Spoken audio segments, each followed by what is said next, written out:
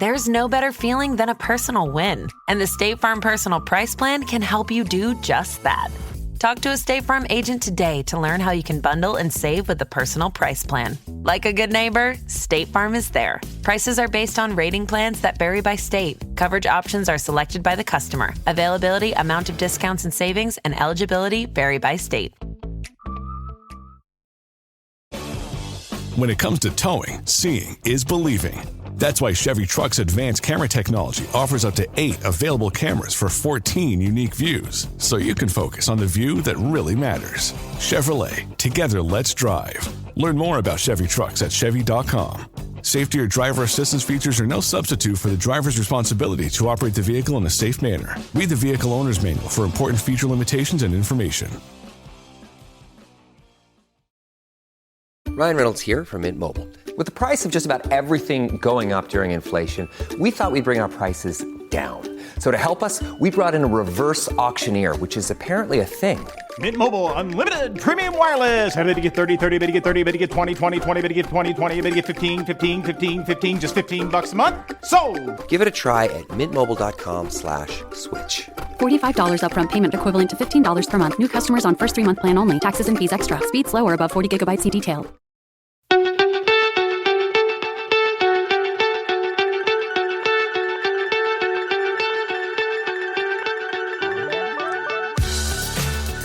So attention cricket clubs and cricketing family, are you ready to step up to the crease and make a long-lasting impact on your club's legacy? Listen up, we've got something special for you. Introducing Fund It Now, the revolutionary fundraising platform that's changing the game for cricket clubs everywhere. With Fund It Now, clubs of all sizes can create a lasting legacy by selling personalised plaques to their passionate members, supporters and cricket club family. That's right, Livo. Fund It Now has already left its mark on some of cricket's most iconic venues like Lords, the home of cricket, Somerset County Cricket Club, and with projects such as the Father Time Wall and Somerset Legends Wall. And here's the best part, Hugh. There are absolutely no upfront costs. Fundraising has never been more simple or accessible. Imagine walking around your club's ground or up to the pavilion and seeing a bespoke wall of dedication, celebrating the history of your club and supporting its future with every plaque. It's like your club's very own shrine to the sport we all love. And getting involved couldn't be easier. Simply visit Fund It Now's website at funditnow.co.uk to get started today, or drop them an email at info@funditnow.co.uk to learn more.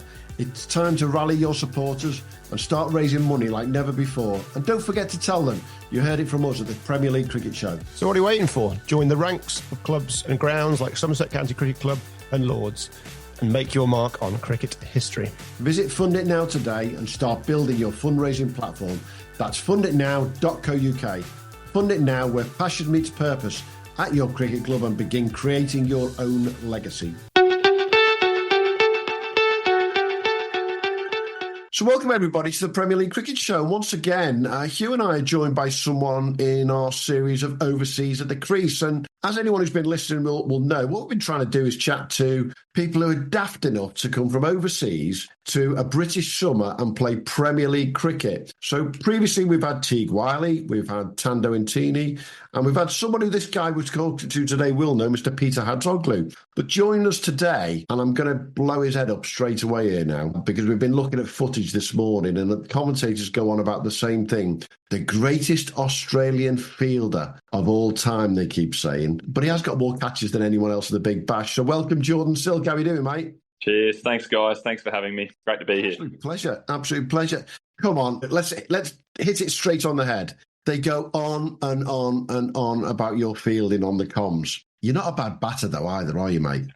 I would much prefer them going on and on about my batting. Let's say that. But, I mean, it's a nice thing to have, isn't it? I guess any sort of praise for the work that you put in. So I'll take it. And, you know, if anything, it just sort of drives me to keep getting better at it and finding different ways to improve. So, it puts a bit of a target on my head, though, each time the season rolls around. What happens when you drop one? Is that... Do you feel extra pressure, with his name, his tag, when you put one down? Yeah, I don't know. Yeah, obviously no one wants to drop catches, and it's probably it's going to be highlighted for a while. I think if I ever do sort of put a catch down, and I funnily put one down actually a couple of weeks ago here on a Saturday, and copped a bit of grief for that. So it was a red ball, was it? Yeah, it was a red ball. Yeah. Yeah, you're not used to it. Yeah, we'll give you that one. Hey, Jordan, it's your third time over here in the UK playing top-class Premier League cricket. You've spent time down in the Southern Premier League 12 years ago. That must seem like a lifetime ago now with Burridge. You spent some time at Cuckfield in Sussex. And this year you're at Brentwood in Essex. Got to ask you, what keeps you coming back? Slowly working my way up north, aren't I? No, it's... Very slowly. Yeah. I think I've got to an age now probably where I think the benefit for me just playing regular cricket is important, no matter what standard. So, whilst it's been probably 8 years between sort of the Cuckfield stint and this stint, I feel like it's just been a really important period for me to just get away and strip it back and just keep playing regular cricket and keep sort of exploring my game and making runs through the winter. And, I feel like hopefully that will feed some confidence and going into what's shaping up to be a big summer. But I just love it. I love the culture of club cricket over here. I think the clubs do it so well. Your Saturdays are for cricket and for families, and the way that they bring people back to the club, each and every week is something that we could certainly do a lot better, I think, in Australia. So that family culture and just getting to meet new people. I've already met people here that I'm sure I'll be in touch with for a long time. I've had that at my stints in Burridge and Cuckfield as well. So people that I still keep in touch with. And that's great to be able to have that in your life. So, always very appreciative of the people that you sort of meet along the way on these journeys. So I've had a great time over here. Just on your stint, the first stint at Burridge, you had a bit of a shift. You're a Sydney boy, Penrith, western suburbs, pretty toasty. And then we moved to Tasmania. Did you move to Tasmania before you came over to England? So you came over in 2012, I think, to Burridge. Was that before your shift to Tasmania, or does it coincide with that? Yeah, it sort of coincided. So I played a season of Sydney grade cricket in 2012-13. Must have been 2011, 2012. Yeah, and then I was coming over to play for Burridge. And then about sort of July time, I'd received this offer from Tasmania to come down on a 2-year rookie deal. So I sort of had to cut that season short. I'm not sure if you've got any numbers on how many games I remember it being a really wet summer. I reckon it was 10 out of a possible 16 games, I think. There was so much rain around. Yeah, so I had to end up leaving sort of at the end of July and sort of getting back and then preparing myself to relocate to Tassie. Because you went from playing for Burridge to winning the Shield and playing with Ricky Ponting in the space of a few months. So can we take full credit for producing the player? And just on a serious note, did it help you that little stint? Was that, I assume that was your first trip overseas playing cricket? Yeah, I think I've said this to a lot of young players that I just encourage all of them to get across and play a season of club cricket over here, just because it teaches you some really good values. And it was my first experience of being the guy. They want you're over there to be the guy and make the runs and win games of cricket for the club. And I think just having that added responsibility on some young shoulders is, I think it's just a great learning experience for young players. And I think you really see who are the ones that can sort of stand up in those situations. So I'd like to think that definitely did have a positive influence on sort of what followed afterwards. Just learning to deal with the pressure and the expectation of having to score runs and win games for your team is invaluable to learn at a young age. You survived longer than Steve Smith did at his first club. I think he didn't even make it to the weekend before he got out of there because they got him absolutely blind drunk. Certain Grappenhall up in the Cheshire League. Yeah. So I assume you did well to make it past the first week. Just I'm going to step away from your club cricket because that season you had, you obviously getting into a side in a state side is unbelievably difficult. We have a lot of lads here trying to get into counties and national counties and pushing on pro contracts. We've got 18 first-class counties. But I think with probably a similar number of cricketers in Australia, I suspect there's more cricketers actually playing and coming through than there are here per head of population. But you've got 6 teams to get into.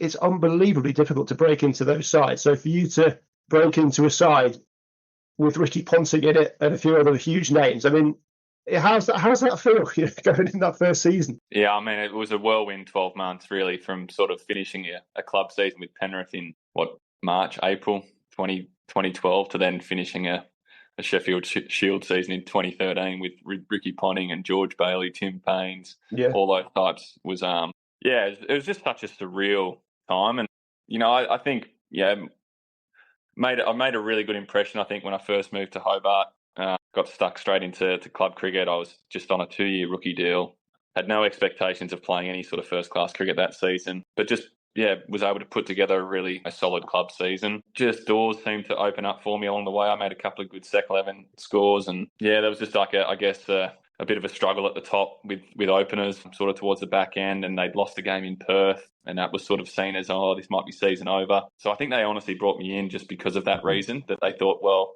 he's making runs. Let's see what he's about. We've got 2 games left. It's probably unlikely we'll make a final. And sure enough, I come in and we sort of win that game at the Gabba. We then get on a roll. We win against Victoria at home, and all of a sudden we're hosting a final, and all we need to do is draw to win a Sheffield Shield. A real whirlwind, probably 3 or 4 weeks for everyone involved in that. But me in particular, I guess from probably 12 months earlier, idolising someone like a Ricky Ponting. I had idolised him for a while, and had followed his career so closely as a kid. So to be brushing shoulders with that, I actually struggled to put myself back in those shoes of how I actually was feeling at the time, and whether I was really pinching myself or if I was just too young and naive to really think about it. And it's only really since people have probably asked me a bit more since that I'm just like, that was just a crazy time, and what special memories I've got, But I've often said to people it would probably mean a hell of a lot more if I was to win a Shield now, just purely because of the journey that I've sort of been on since. But a nice thing to have, I guess, being a Sheffield Shield winner so early in my career. I mean, you're 108 from 358 balls. I mean, you weren't playing for the draw there, was? I think we signalled our intent pretty early on that day one. I was actually, you could probably find the lunch and tea time scores on that day too. I think we were none for 40 at lunch, none for 90 at tea. I think Mark Cosgrove and I think we crawled to the new ball. He just got out, and then I think only because Ponting came in, we only managed to get to, I think it was about 176 at stumps on day one, 2 down.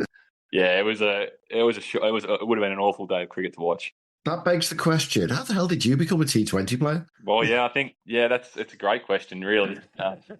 I'll come back to that. There's something you said in there, though, John, that really stuck with me. And it was about making an impression when you got to Hobart and effectively putting your hand up. Is that something that you'd say to any youngster? And that's one of the things we've been trying to do with this series of conversations. Doesn't matter whether you're a youngster coming through the Brentwood ranks.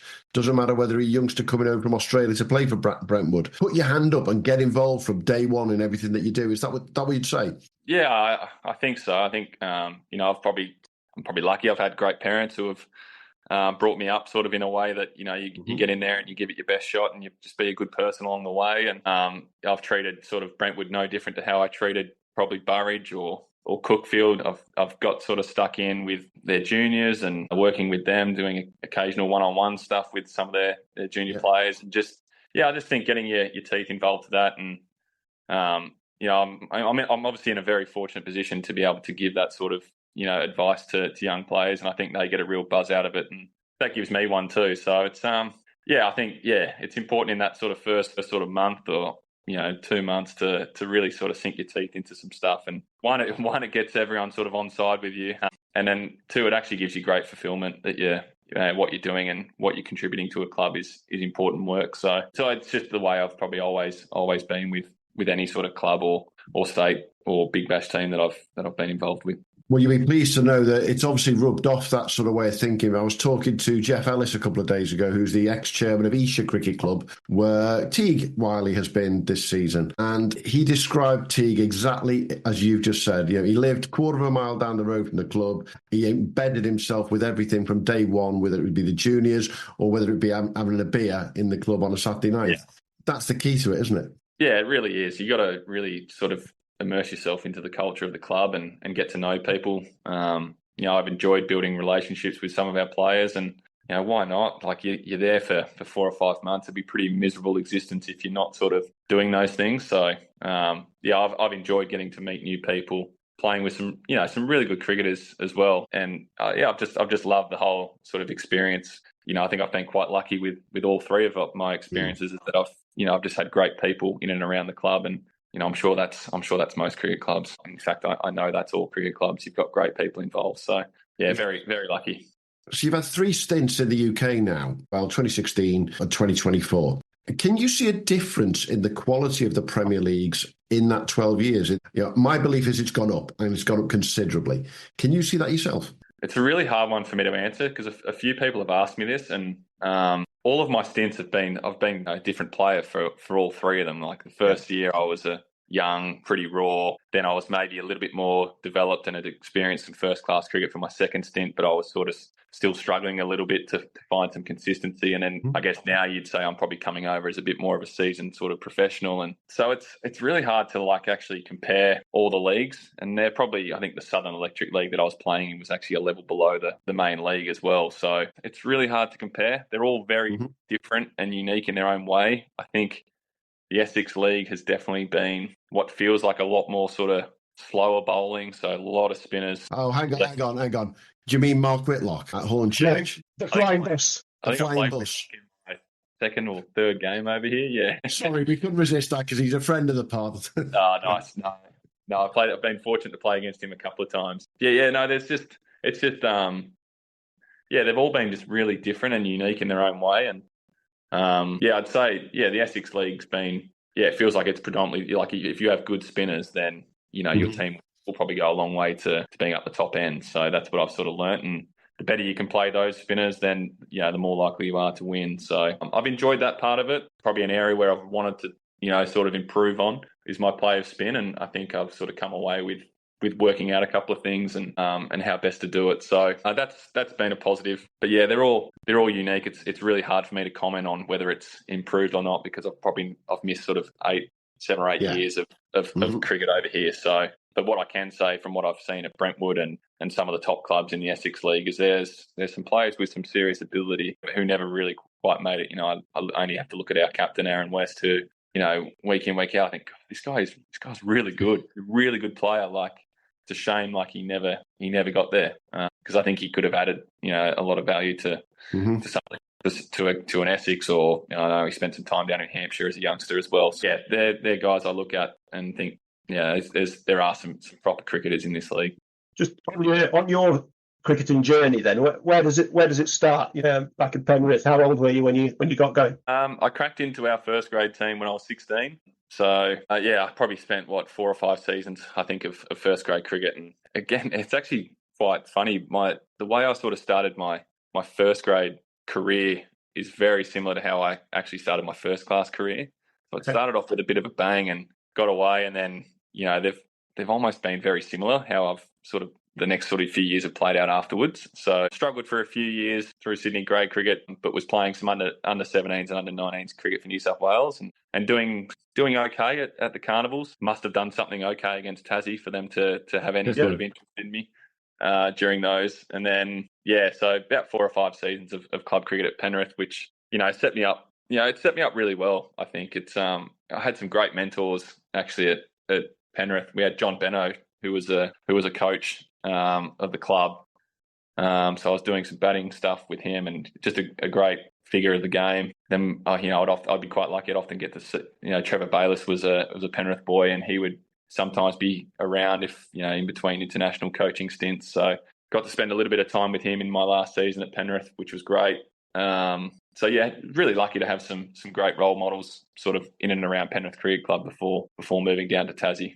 But that started. We found this when we chat with T. The connection between state and club seems a lot tighter than it is in this country. There are clubs with players that move in and out of first class and then back into club cricket. But the coaching roles, players. It seems to be a much, much tighter link, and it seems that state teams pay a lot of attention to what's happening in club cricket, which doesn't seem the case here. I mean, the fact that you've been here all summer and you haven't been offered a county contract, and I suspect that's because they don't know you're here.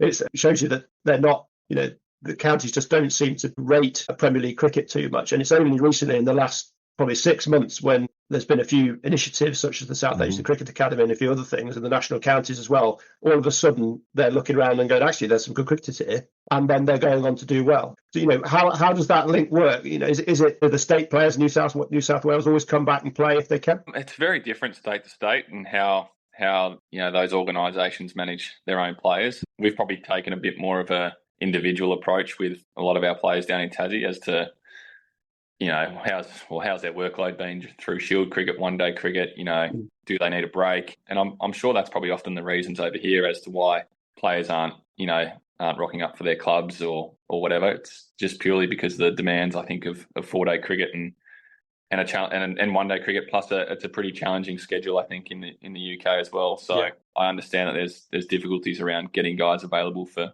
the club cricket. Bowlers, I think you're always going to struggle to find them into club sides, particularly ones who are playing. Batters are, you're sort of only really maybe playing if you're short on runs or if there's a big gap between games. And it seems to me that, plain and simple, we have bigger gaps between games than what the counties do over here. So there's I guess more opportunity for us to go back and play club cricket. But each state manages it differently. It's not always about just playing. Sometimes the body and the mind need a rest. Yeah, so it's probably a bit more of I can only really speak for Tasmania, a bit more of an individual approach on our players and whether we roll them out for club cricket each weekend. How does the Tasmania grade system compare to the New South Wales? Is it along similar lines? Are you playing 2-day cricket over 2 weekends? It's the similar formats. Yeah, no, same. I'm sure it's probably the same formats. I think it's a 9-team or 10-team comp. I should know that, but we roll through 2-day cricket. So you got your 96 overs on a Saturday, and you come back the following week and play. We just can't get our head around this. Well, surely the weather in Tasmania is a little bit more unpredictable than some might. Yeah, particularly it's probably a bit like here, really. Early in the season, you probably you're going to have a washout or two, and then it usually gets pretty good sort of by the end of the summer. But yeah, no, we play all of the formats. I think now they're sort of tying in their T20 club cricket with as a bit of a lead into when the Big Bash will be played. So I think that's a good move. It's good, and that's probably one thing that I've probably maybe questioned over being here is the lack of T20 cricket that club cricketers maybe get to play. I think there's maybe a missed opportunity for that. I know there's a national competition. I guess we got knocked out in that. So I think I only played maybe 3 or 4 T20s possibly in that. So I think there's a real opportunity to play maybe a bit more sort of T20 cricket, whether it's, I don't know when you'd fit it in or whether you drop a 1 day or 2 or to fit a T20 day in or whatever it is. But I just think there's, if you're wanting to produce and see guys and how they perform in T20 cricket, it's certainly a good way to do it because I know to get our Big Bash and the players that we've unearthed even in just the last couple of years at Big Bash level, like the likes of Josh Brown, Peter Hatzoglu's, I'm sure, Paddy Dooley's. These guys have, just worked their backsides off playing T20 cricket sort of in Australia and, have found opportunities to then get on Big Bash lists and perform there. So, I think that's maybe an area that I think is probably worth looking at.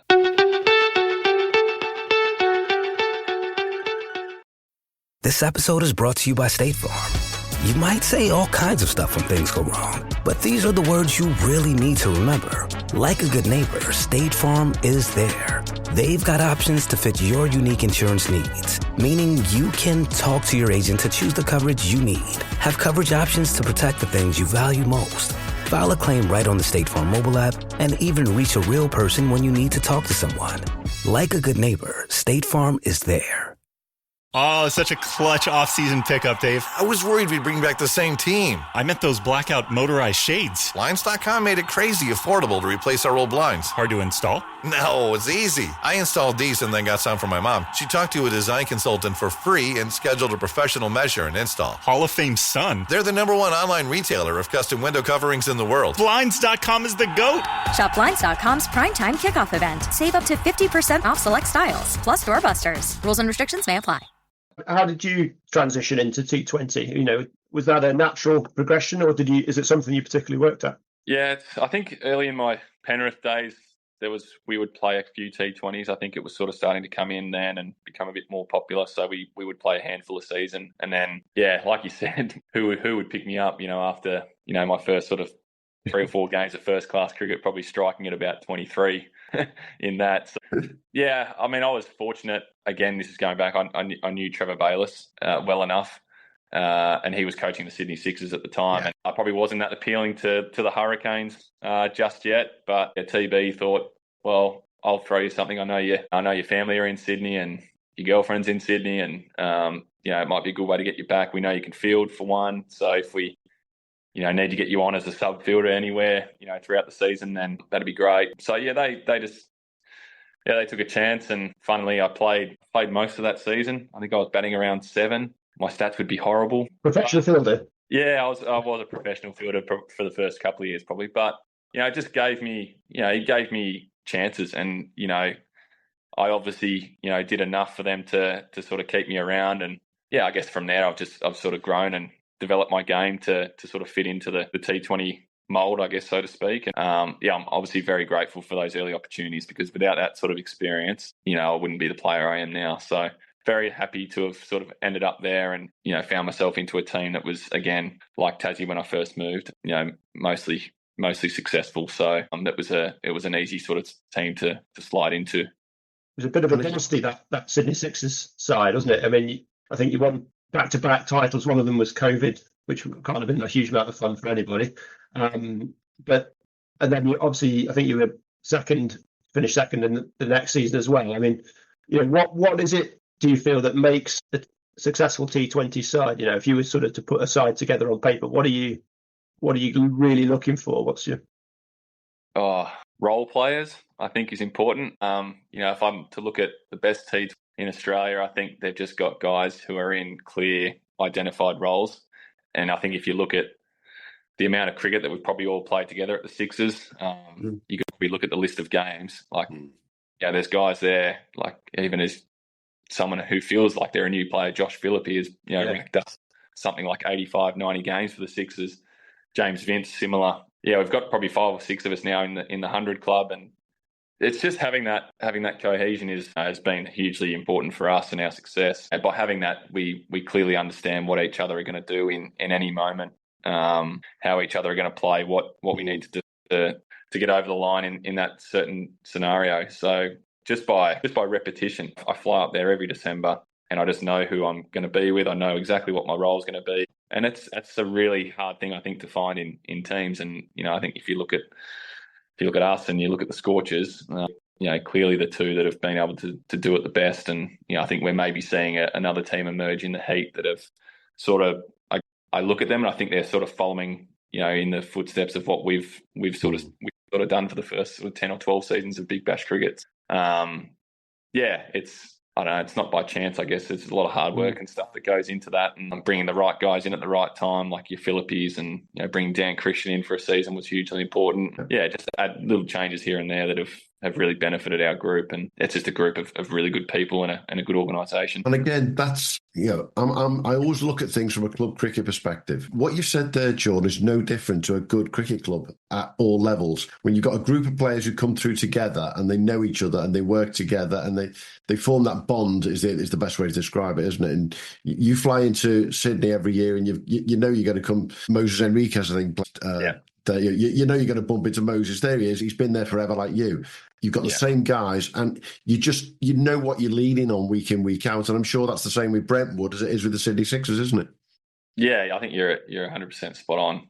Same coaches almost the whole way through. We had Trevor Bayliss, and then we went into Greg Shippard, and we've still got Greg Shippard. So it's the consistency of having a coach that's obviously hugely successful. 2 hugely successful coaches in Australia has also been a luxury as well for the group. So yeah, it's funny when it is like we're constantly sort of having chats at Brentwood around best team makeup and what's it look like, and you're having the same sort of conversations at the next level too. So it's funny. I think when I look at this season, and I think Chelmsford are on top by maybe a game and a half now, and everyone's like, oh, how are they? How are they on top? But I've been lucky to play against them maybe 3 or 4 times now. And I will say, probably not the most talented team on paper that I've played against, but I reckon there is complete cohesion in that group. They all seem to get along. Every time I've finished a game against them, they're having a beer together. No superstars. They've got a couple of really good spinners, but they all really just understand their roles. And I think from what I've heard, they've sort of a group that's sort of come through together and been going for about 7 or 8 years now. And it doesn't really surprise me that they're performing well, but I think it surprises others because they're like, well, where's the talent there? But I'm like, no, they're just good. They're just good at their roles, and they do it well, and they do it week in, week out, and they know each other. Yeah. They know what each other are going to do in any moment. So I think it's no shock to me. So the top 3 in the Essex League from last year were Hornchurch, Colchester and Brentwood, who are currently in 3rd, 4th and 5th place. The league's still close, though, as you say. It's a game and a half, isn't it? You've got 4 weeks left. As our friend Gavin Griffiths at Hornchurch said to me this time last year, he bowled you early this year, by the way, didn't he? Yeah, he bowled a nice ball. Yeah, Gav said to us, why the bloody hell do we stop playing at the end of August? Because he's a northerner and he knows that they carry on playing into the middle of September up north, you see. But you've got 4 weeks left. Anything could literally happen in those 4 weeks. And I have to give credit to Hornchurch, who were nowhere 3 or 4 weeks ago and have started to put a run together and are actually looking bloody dangerous again all of a sudden. Are you with the Brentwood to the end of the season? This is my last weekend coming up. Yeah, we've got Hadley on Saturday and then, obviously the Bath semi-final in the National on Sunday.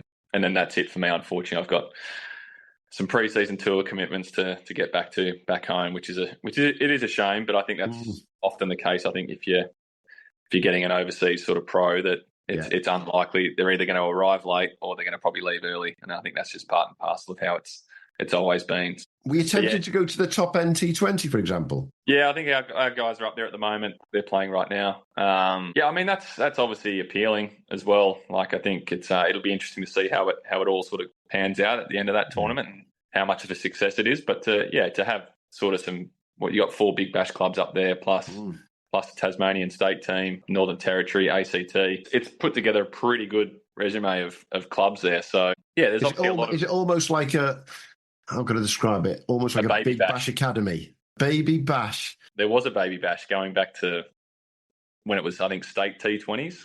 All the franchises came in.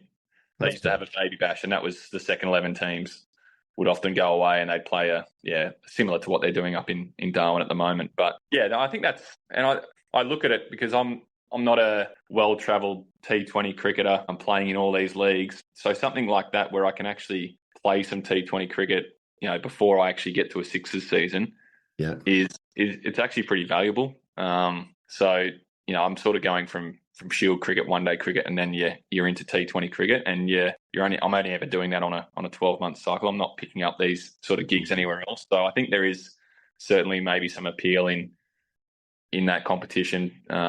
If it is to continue in years to come. Well, I'll take you back then, but we're back to the Essex Prem. And there's a game that you lost that you probably wishing you may have had back. And we've discussed this with a certain Peter Hatzoglu. This is the 8th of June, 2024. Hurst Hill, batting first, posted 344. Oh, sorry, 341. Brent batting first. I'll start that again. Brentwood batting first. Posted 341 for 6 off their 50 overs. Jordan Silk, 174 not out off 134 balls. I'm just looking here, the last over, you took 24 off the final over. You're walking off there at tea or whatever it is, half time, thinking, good job here, lads. Well done. And then Peter Hatzoglu, who is a leg spinner, opens the batting and hits 185 off 110 balls. What's going on there? Well, I clearly didn't go quick enough, did I? Yeah. You went back into Sheffield Shield mode, you see. A paltry 129 strike rate for you, and he struck at 170. Honestly. Did you drop him? I can't remember. Did you drop him? Yeah, he was dropped a couple of times early as well. I think one of them he nicked one between sort of keeper and first, keeper diving across, couldn't quite hang on to it. And then he hit one that was a bullet through point, and one of our guys just got a finger on it. So, I mean, a couple of little half chances that, we could have held on to. But I'll remember that day for as long as I live, I reckon. It was just one of the most remarkable. Peter. Yeah. It was just remarkable. I have to give him credit because the ball striking was unbelievable. Like, I didn't think the wicket was good, but I'm like, this should be tough for them to sort of come off and chase this sort of score. Yeah, and I think, him and there was another guy that came in and actually got 100 off 60 balls, which was awesome. Off 69 as well. I thought that was just as impressive, really. It was just, what they get it? An over 10. We didn't even get to the last 10 overs to go. Yeah, I remember that England back in the day when they were the one day side was rubbish. They posted 340. England did. I think Triscothick got runs and a few others. And I was watching that and I was like, England have actually put up a good score here, and Sri Lanka knocked them off with 10 overs to go. This has got that feeling about it, I mean, they cruised there, 344 for three. Yeah, it was just it was just one of those what's going on moments, really. I think we sort of said it at the time. I just hope we don't look back at that game and think, gee, maybe that was a moment we sort of missed. And I think I look at maybe it was a week before or a week after we lost to Loughton as well. So we had sort of 2 losses back to back. After starting the season so strongly, I think we beat Chelmsford, Hornchurch, Wanstead, the first 3 games of the year. And I was like, okay, we're on for a good season here. And then to drop those 2 games was, I'm sure we'll all look back at that and think that was probably the moment in the year where it sort of maybe just slightly got away from us. Well, as it was Brentwood's highest score of the season that you put up there against Buckhurst, it'd be very interesting if you come up against Mr. Hatzoglu in the Big Bash this year to see what celebration he pulls out when you're on the pitch. I might be texting him at some point, obviously. Yeah. No one in Australia will understand anything if he starts doing a celebration of hitting the ball. Anyone in the UK will look at it and go, oh, yeah, we remember when he stuffed Brentwood. Listen, everyone's allowed a day out, and Mr. Hatzoglu had his day out that day. There's no two ways about it. But by his own admission, he's not going to repeat it very often. I think he was more surprised than anybody else, to be frank. He was. At least you caught him in the end. I can imagine there was a very wry smile when he was walking off the pitch. Anyway, get rid of him, but. That aside, you've obviously had fun with Brentwood this year by the sounds of things. Just give us a couple of standout moments this year that you've had this year for Brentwood around the Premier League and the Nationals that you've been playing in. I mean, it's probably hard to not go past a couple of games that we've had maybe in the National. Fortunately, these were a couple of home games. So I'll probably start with Swordston first. Might have been just before the round of 16, I think. Round of 32 maybe, I guess. And they're obviously a team that had won the National fairly recently. I don't know, 2021. I don't know if that's right or not. They've got a great pedigree, Yeah, so I think we were all aware that was going to be a pretty tricky matchup, and they got off to a flyer, and we were able to sort of rein them in, and a score that we thought we could chase. And I just remember the supporters, I think, that we had at Brentwood that day really was huge. And, every boundary we hit, it was just great noise, great theatre around the place. There was a bit of feeling in the game. And I was lucky enough to be out there sort of towards the end when it looked like we were going to win, and, shared a nice partnership with Benny Allison. And, that was good fun. A really good win, and probably more a personal highlight for me. It probably felt like I'd made a couple of scores maybe before that, but that one was probably my first one of some real significance to the club and to sort of advance them on to the next stage. So that was really nice. I guess another personal one would probably be my innings in the next round against Sutton. I think it's my best innings I think I've played since I've been over here. So, and to enjoy a nice partnership with Will Buttleman was awesome. But it's hard for me to go past my number one being the quarterfinal against Wanstead only a couple of weeks ago. Chasing, what were we, 220 maybe, I think. 100 for 4, I think, with maybe 15, 20 overs left. Will's older brother, Joe Buttleman, pulls out this innings from I don't know where. Yeah. And there was just so much fire in that game all day. I remember them getting off the mark with their innings, and their supporters was going nuts. And I'm like, okay, this is going to be one of those. This is going to be one of those days where there's a bit. This is not going to be genteel English club cricket. Absolutely not. Absolutely not. So yeah, I knew from that moment that I was like, okay, this is there's quite a lot riding on this. And the noise that we were able to create sort of at the back end of that run chase, and for Joe to sort of just put us on his back and get us over the line was a really special moment for a guy that's a real heart and soul sort of player at the club and loves the club. And for him to do that, I'm sure it is a highlight in his career too. And it's certainly an evening that I won't forget. That was great theatre the whole way through. It was so that's probably right at the top of the tree. And it's quite unique in this country when we come to the national championships, because the amount of bloody games you've got to get through to get into those national rounds, it's ridiculous to say the least. And you guys have got through that, and then you end up playing Wanstead in a quarter-final. You're in the same bloody league. I mean, it happened twice that day because Northern were playing in it against, I think it was Ormskirk up in the Liverpool comp. So there was a couple of these real proper needle games is the best way to put it.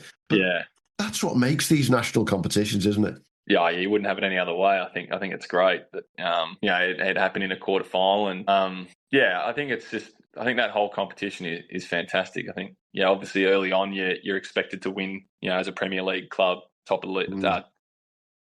You're expected to win those early rounds, and then as you sort of get to when we got to sort of Sportston, it felt like the competition really stepped up, and you're playing against some really good cricketers. So it's probably been the most enjoyable sort of competition I think that I've played in terms of an England club cricket point of view. Yeah, it's knockout. There's a lot riding on it, so there's pressure. It's high stakes. Particularly now coming into this weekend, it's great. There's a great buzz about it.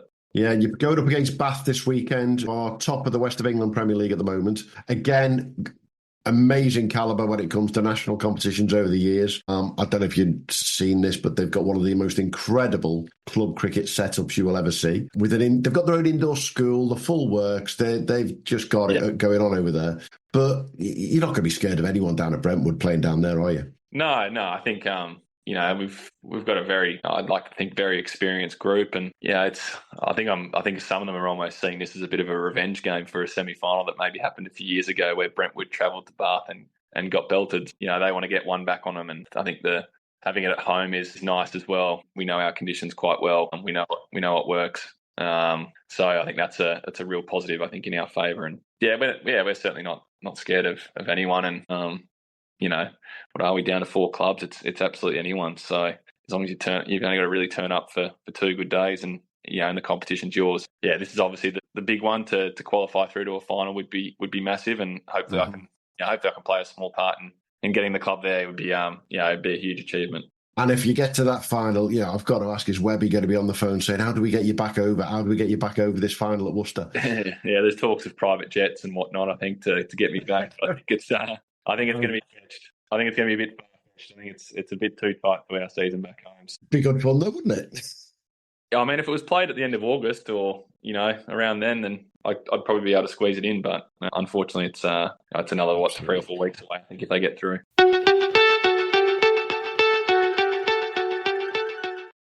Hey, the other thing I've got to ask is you've been here now for 4 or 5 months. You've been around Essex. You've enjoyed living there. You've got your family around you as well. It's been fabulous for you to enjoy the whole club cricket scenario as such. Where have you enjoyed going to around your area when it comes to clubs? Where have you gone to and gone, do you know what? Send people there. Talk to some junior back in Tassie and say, if you want to go and get a game over at Hadley and Thundersley, for example. Is there anywhere in particular? Just in terms of the Essex League? Yeah, it's a good question. I mean, I'd have no qualms in sending anyone to Brentwood. Really, I think it's been I think they're a club that have got good pedigree, successful, got a good culture around. Yeah, nice people. I mean, without knowing Chelmsford players that well, I think that's another club that good culture again. Yeah, got a good culture, and it's the group that's obviously competitive. That's probably my only bit of advice would be to try and find somewhere where the team are going to be there or thereabouts. I think because there's always going to be some sort of meaning in games, and you're not going to be sort of a middling team and just sort of playing out those last few weeks like they don't really matter. I think if you can get yourself to a top 2, top 3 club where you're always in the fight for games.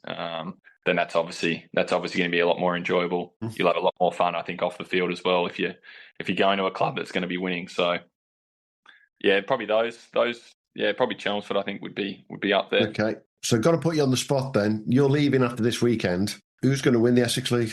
Chelmsford. You still think Chelmsford will win it? I think their gap is quite considerable now, and I'd love to think that we could still mow them down. But I haven't looked into the run home that Chelmsford have, if they've got any tricky matchups or not. I know that ours is looking quite favourable. I think we've got Colchester. That may be our toughest game in the last sort of 4, but I mean, anyone can sort of show up on their day and cause an upset. So that's what we've really got to hope for at Brentwood. And right now, it's not really in our hands. We've just got to go out there and play and see what we can do. But I mean, it'd be hard to look past Chelmsford in terms of winning the league. I think it's going to take some sort of effort from the others. I think Hornchurch and Wanstead will obviously go close, but I just think maybe Chelmsford have just done a bit too much throughout this timed cricket format to extend their lead, and they're going to be hard to mow down. Yeah, definitely. And I think that's the key, isn't it? That you do have these different formats that makes all the difference. Have you enjoyed that? Yeah, I have actually. It's definitely some strategy involved, which I like. I think that's cool. I think it's apart from being super long days, but it's there's a lot of strategy involved in it, and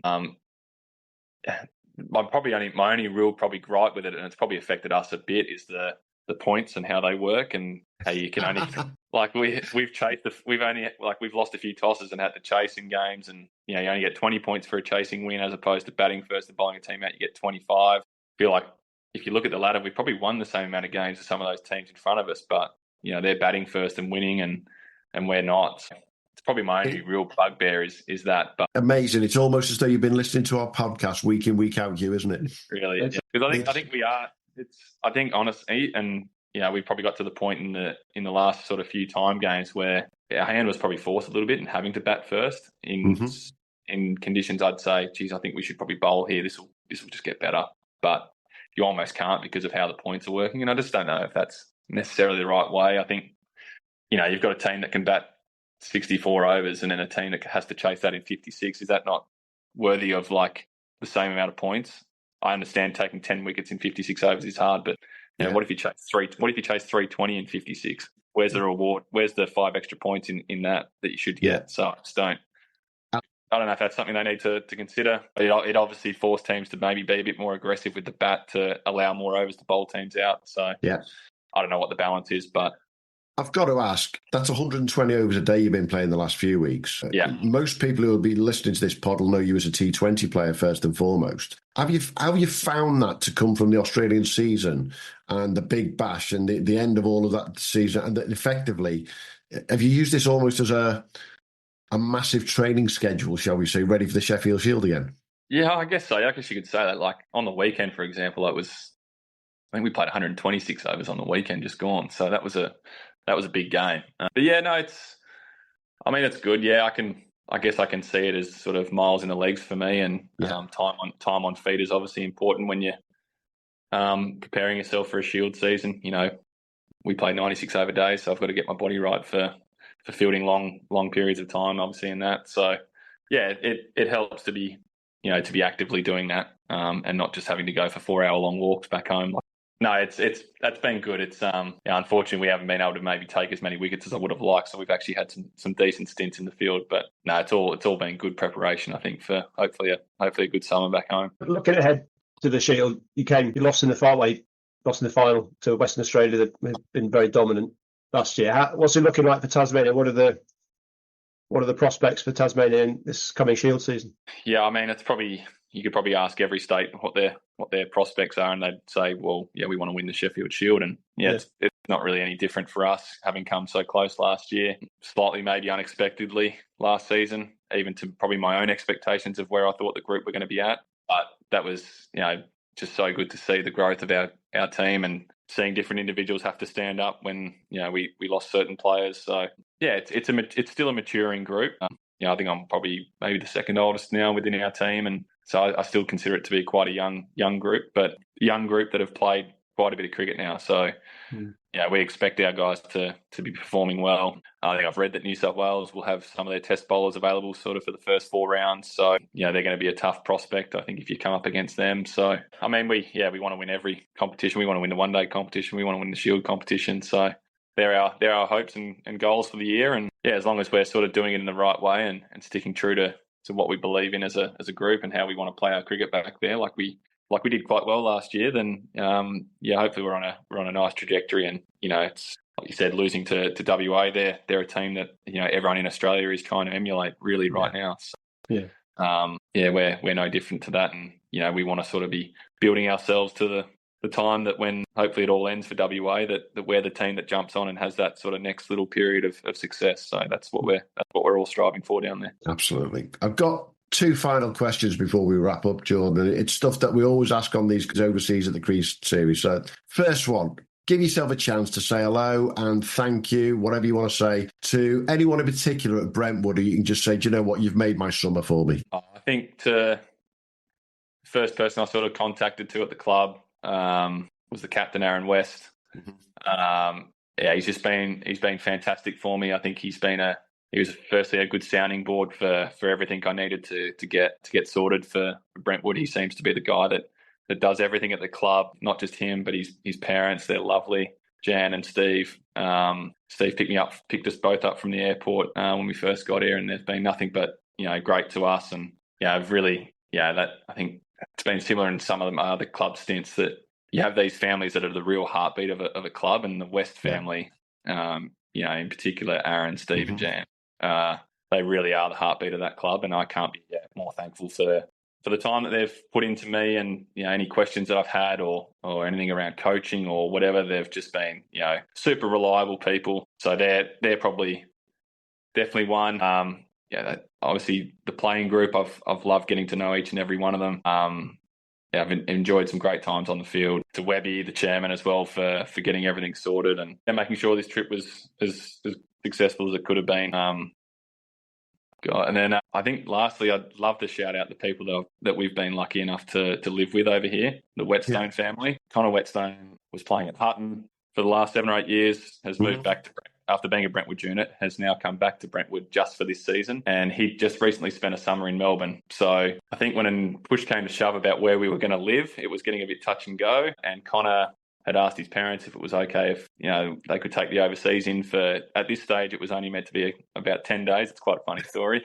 10 days has now turned into 4.5 months, and we've just had the most amazing time with the Whetstone family. To Caroline and Mark, Sam, Connor, their dog Narbs. It's been such a wonderful experience. I feel like we've gained some family in it all, and I think it's obviously a really important thing, I think, to note to players who are coming over, that your experience is really probably only as good as the accommodation and the hospitality that you get along with it. And I couldn't be more thankful, and we couldn't feel more lucky as a couple to have ended up in this area, in this part of the world, and feel like we've made some really lifelong friends here. And I think we're already sort of planning their visit out to Australia and meeting us in Hobart. So that's the beauty, isn't it, of what we do, and why people come over, is the people you meet along the way. So I've got to give them a huge shout out for. That sounds like a brilliant experience of club cricket in the UK. But you've got to turn it the other way round. And you just said you're already planning their trip to Australia with them at some point. We've asked each one of our guests the same question. What have you missed the most about back in Oz, though? What can't you wait for when you get back? My wife left about a month ago, so I should say to go back and see her. I just pause it and cut it out there and just leave it there. Oh God, yeah. And I mean, the weather's still quite cold back home, so I'm not necessarily looking forward to that part. I mean, it's your own bed, isn't it? I think, like, just getting back and being in my own bed again, in my own surroundings, with our dog and my wife, and probably just getting back into the routine of doing the little things we used to do each morning, like going to the beach and taking the dog for a walk and getting a coffee. Probably the coffee. The coffee would be popular, wouldn't it, on this podcast? Everyone looking forward to getting back to the coffee. I'm giving up on coffee. When you start talking about going to the beach and taking the dog for a walk each morning, you've lost me and you. We both live further away from a beach in this country than anybody else. You're right. Yeah, it still burns. It still burns. Yeah, no, I think those things, just the simple pleasures that I have back home, just the simple things that I've got going on in my life. I'm looking forward to having them back. But yeah, I'll certainly miss aspects of my time here as well. It's been very enjoyable. Absolutely. Well, it's coming to the end of our time together, and I've got to be very careful how I say this, or I've got to be careful when I put this pod out, because obviously want to wish you luck in your last game on Saturday, wish you luck on Sunday, but I've got to be careful because we've got friends at Bath Cricket Club as well. And Mr. Maggs and Mr. Sam Young in particular they'll lynch me if I say too much. But hopefully I'll be keeping an eye on that game. I'll be at the other semi-final between Kimberley and Northern. I'll be looking forward to it. So I'll keep an eye on that game. And, fingers crossed, whoever gets through is going to get to a national final. And, I look forward to catching up with whoever it is from Brentwood or Bath at that national final. But I think it's just been amazing to listen to the experience you've had, Jordan. And I think it's summed up to me exactly why, whether you're a New Zealander, an Aussie, a South African, a Pakistani, a Sri Lankan, get over to the UK, play club cricket for a season and just embrace it. Yeah, no, I think that's 100% right. You've got to sink your teeth into it, enjoy the ride. It's not all pretty. There's going to be ups and downs, and I certainly had to weather some down periods early on in the season, and got to enjoy some fruits sort of later on. So it's just enjoy all that. Meet new people, go have that beer with someone. Just do it. Enjoy it. We're very lucky to be able to do it. So, and we're on Europe's doorstep. So go travel as well while you're here. It's absolutely. We did quite well. So we've absolutely loved it. Wish I could do it every year. Well, hey, I'm sure next year. Yeah, I was going to say we'll find your club somewhere up north next time, Jordan. Though. Hey, thanks for your time, Matt. Have a great weekend ahead, Jordan. Have a great trip back to Australia, and we're going to have to choose now, Hugh. Who are we going to follow in the Big Bash, mate? I'm really struggling here. Yeah, well, we can enjoy Western Australia's possible demise this season, and hope it's the Sixers again. Yeah, absolutely. Hey, thanks for your time, mate. Cheers. Thanks, Jordan. Really appreciate it. All good. Thank you, guys. Cheers. Thanks for listening to the Premier League Cricket Show. If you haven't already, make sure to hit that subscribe button so you don't miss out on future episodes and stay updated on all the latest news, views and discussions from around the Cricket's Premier Leagues. And be sure to follow us on X, formerly known as Twitter, and Instagram at TPL Cricket Show on both. Join the conversation, share your thoughts and connect with us and your fellow Premier League cricket fans. And hey, if you enjoyed the show, why not show us some love? Leave us a 5-star review on your favourite podcast platform, as it helps other potential listeners to find us when they're searching for cricketing podcasts. Thanks again for being part of the Premier League Cricket Show family, and until next time, have a good one.